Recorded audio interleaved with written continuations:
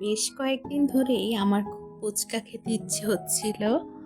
মানে এত ক্রেভিং হচ্ছিল যে মানে ফুচকা খেতেই হবে এরকম একটা ভাব।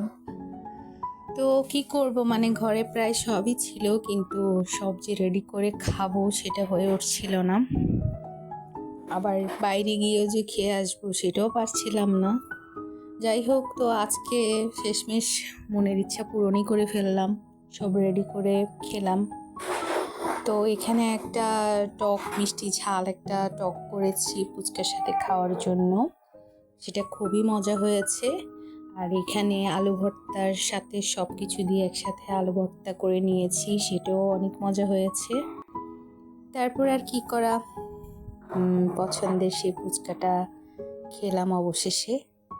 খুবই মজা হয়েছে, মানে খুবই ভালো লেগেছে। একদম টক মিষ্টি ঝাল একটা কম্বিনেশন। তো খেলাম, আলহামদুলিল্লাহ।